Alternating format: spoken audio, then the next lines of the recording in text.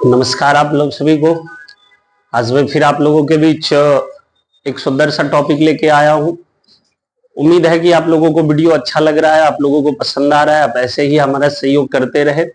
आज हम लोग जानते हैं कि शब्द को, और शब्द का सबसे पहले हम लोग जानते हैं कि शब्द कहते किसको हैं। तो ये सारी चीज हमारे पिछले वीडियो में क्लियर हो चुका था। शब्द का हम लोगों ने यह भी पढ़ लिया था कि उत्पत्ति के दृष्टिकोण से इसके कितने भेद हैं, 4। तत्सम, तद्भव, देशज, विदेशज। रूपांतरण के दृष्टिकोण से भी, रचना एवं बनावट के दृष्टिकोण से भी शब्द के 3 भेद थे, रूढ़, यौगिक और योग रूढ़। और इसी का एक और भाग चलता है कि कहता है कि रूपांतरण की दृष्टि से शब्द के 2 भेद हैं। सबसे पहला जिसको हम लोग कहते हैं विकारी, और दूसरा कहते हैं अविकारी। अब यहां पे समझने वाली बात यह क्या है कि इससे पहले हम लोगों ने यह जान रखा है कि जितने सारे शब्द थे उनको हम लोगों ने बांटा था कि एक नाम वाला शब्द आता है और दूसरा हमारा काम वाला शब्द आता है। तो नाम वाला जितना ही शब्द था हमने उसको किसका नाम दे दिया, तो हम उन सारे नाम वाले शब्दों को मिलाकर एक अलग से नाम दे दिया जिसे हम लोग संज्ञा के नाम से जानते हैं। अब कहता है कि यही शब्द जब रूपांतरण, यानी जब कभी भी इन शब्दों का प्रयोग हम लोग वाक्य बनाने के लिए करते हैं तो शब्द अपना रूप बदल लेते हैं। तो रूप कैसे बदल लेंगे या किन के आधार पर, तो उसी चीज की चर्चा इसमें देखने के लिए मिलता है। कहता है कि जो शब्द कहता है कि पुरुष,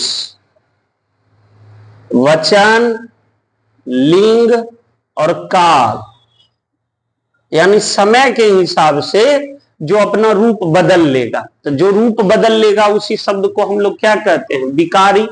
और इसके 4 भेद हैं। कौन कौन, तो संज्ञा, सर्वनाम, विशेषण और क्रिया। इसके कितने भेद हैं, 4।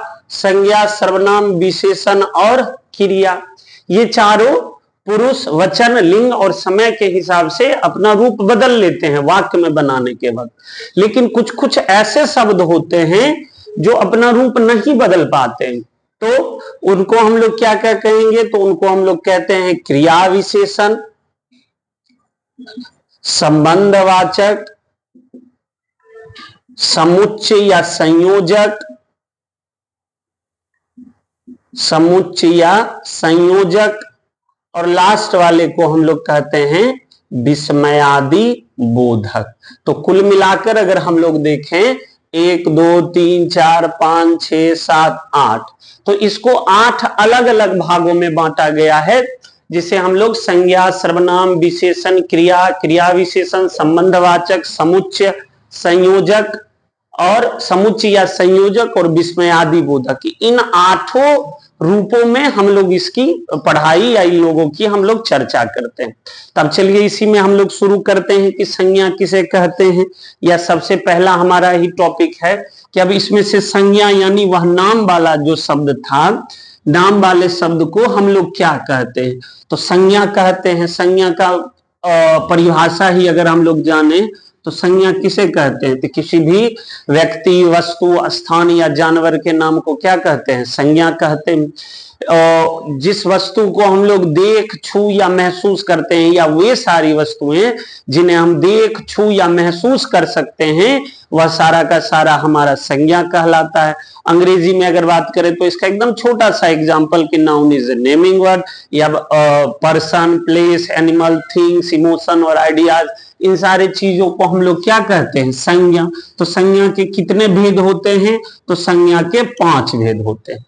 संज्ञा के कितने भेद होते हैं, तो संज्ञा के 5 भेद होते हैं। सबसे पहला जिसको हम लोग कहते हैं व्यक्तिवाचक, किसी खास व्यक्ति, वस्तु, स्थान के नाम को हम लोग क्या कहते हैं, व्यक्तिवाचक संज्ञा। दूसरा आता है हमारा जातिवाचक, जिससे संपूर्ण जाति, समूह, समुदाय का बोध हो, वो हमारा क्या कहलाता है, जातिवाचक। नेक्स्ट है हमारा समूहवाचक, जिससे समूह, समुदाय का बोध होता है, उसे हम लोग समूहवाचक कहते हैं। उसके बाद आता है भाववाचक, वैसा संज्ञा या वैसा शब्द जो हमारी भाव को दिखाता है। कहने का मतलब ठंडा, गर्मी, अच्छा, मोटा, ताजा, नाटा, छोटा, ये सब हमारा क्या है? भाव है। प्यार, स्नेह, घृणा, ईर्ष्या, ईमानदारी, ये सारे भाव हैं। और लास्ट हमारा आता है जिसे हम लोग क्या कहते हैं? द्रव्यवाचक। द्रव्यवाचक संज्ञा मतलब वैसी संज्ञा जिसको हम लोग क्या कर सकते हैं? जिसको हम लोग नाप या तौल सकते हैं, तो उसे ही हम लोग क्या कहते हैं? द्रव्यवाचक संज्ञा कहते हैं। अब ये तो था कि प्राचीन या कह लें कि पीछे कुछ दिनों से जो चल रही थी। अब नए वाले ग्रामर या व्याकरण के हिसाब से इसको दो भागों में बांट दिया गया।